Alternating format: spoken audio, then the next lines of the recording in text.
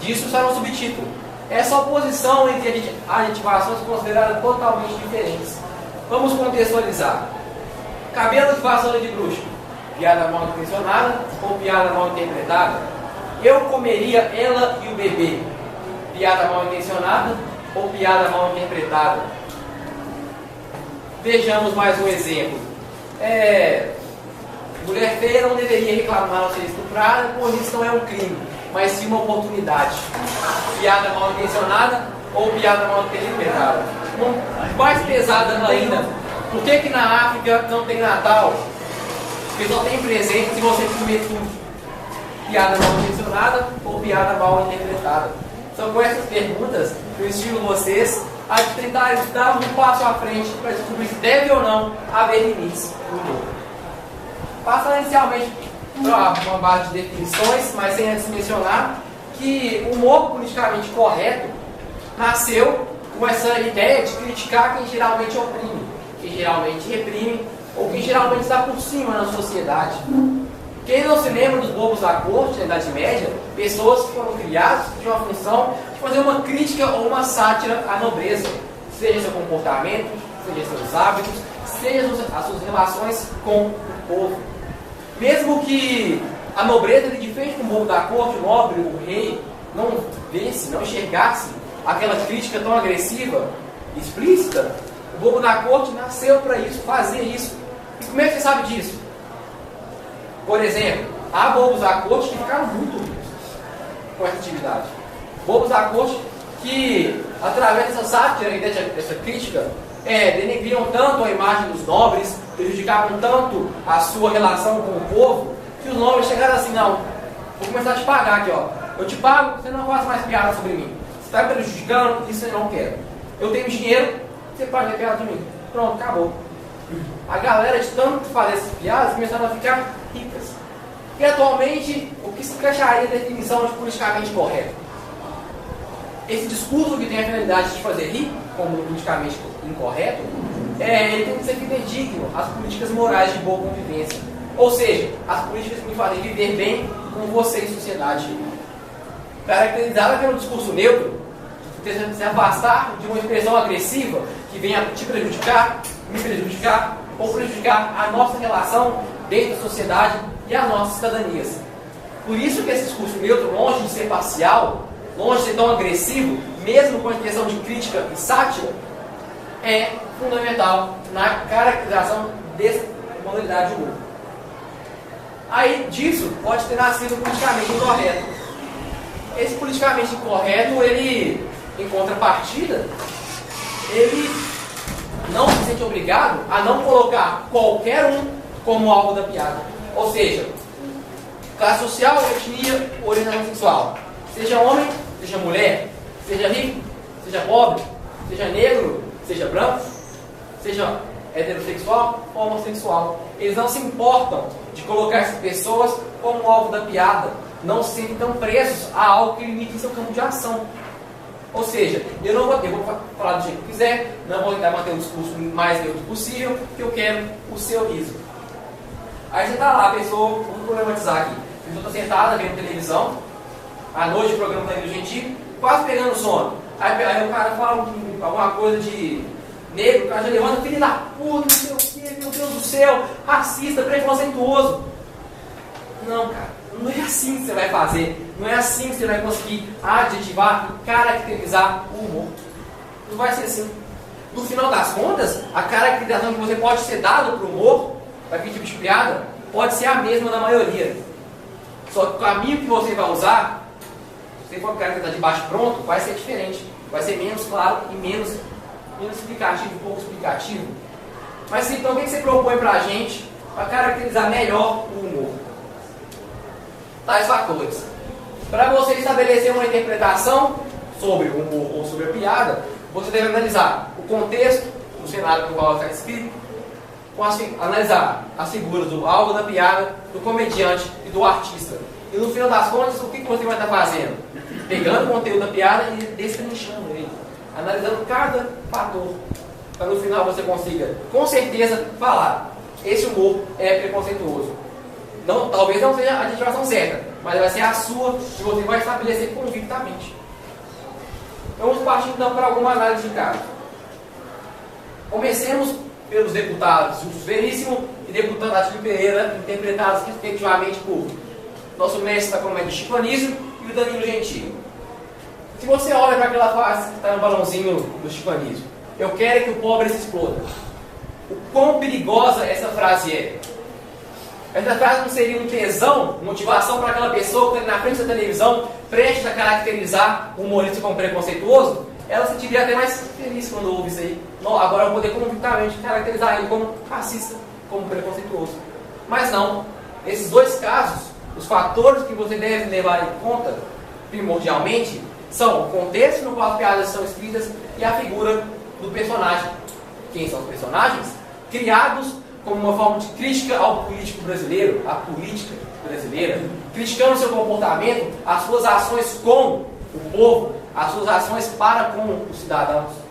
Seja de maneira direta, o humorista está lá no personagem dele no seriado, age de maneira destrambelhada, ignorante, inconsciente, absurda, e isso vai gerar na pessoa que está vendo aquele sentimento de, pô, o político é incompetente mesmo. Isso vai meio que dar um passo à frente para a função desse personagem se concretizar. Mas também ocorre de maneira direta, ou seja, através desses discursos. Por exemplo, do Chico Anísio, aquele discurso ali não diz, ó, eu sou Chico Anísio e eu quero que pobres se explodam. Não. Está mostrando, eu, político, deputado Justo Veríssimo, que fui eleito por você e deveria estar trabalhando para você, eu estou aqui te menosprezando. Eu deveria estar aqui te representando, deveria estar aqui representando seus interesses e a sua pessoa. Mas não, eu estou colocando abaixo, te reprimindo, ou colocando você como pior dentro de uma ação, ou pode ser caracterizada como prejudicial à sua pessoa. Então isso só soma a crítica que eles fazem ao político, assim como o Danilo Gentili faz.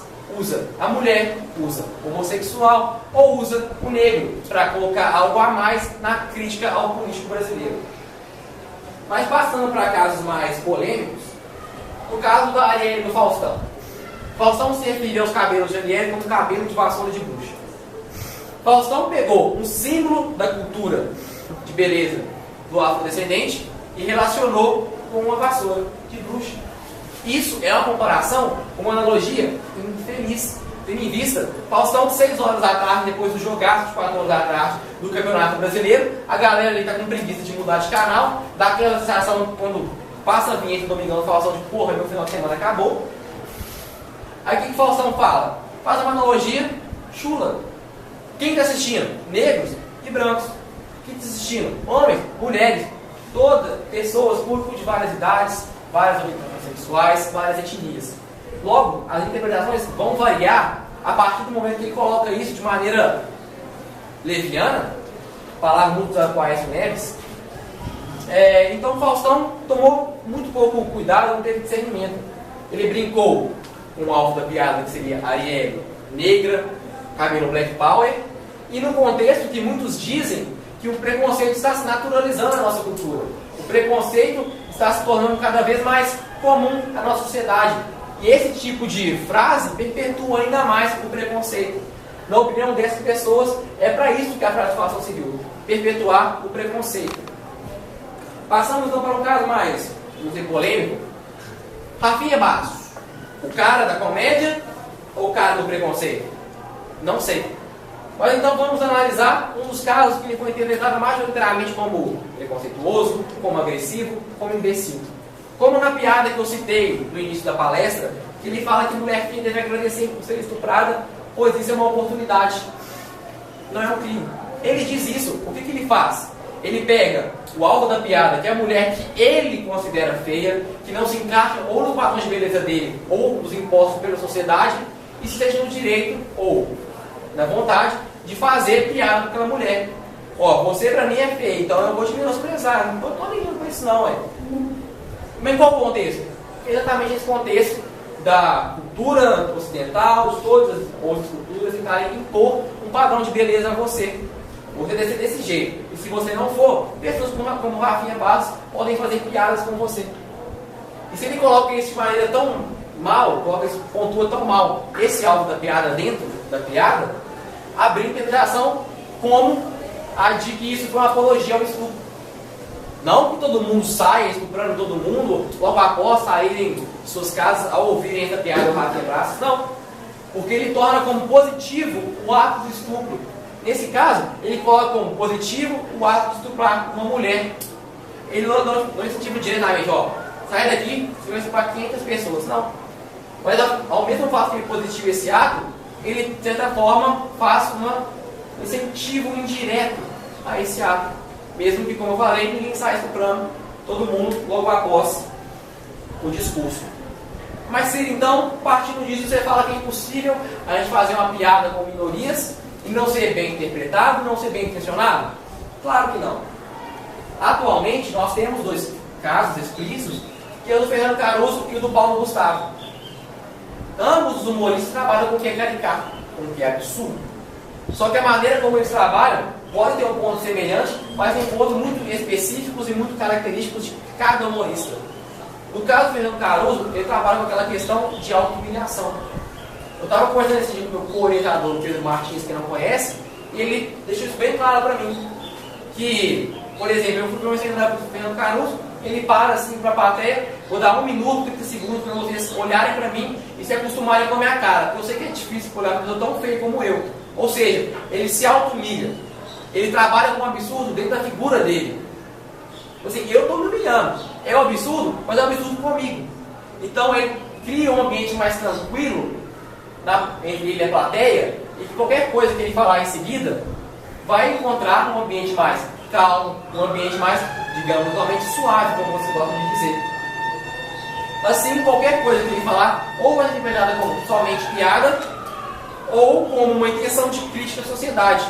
Coisa também interpretada no caso do Paulo Gustavo.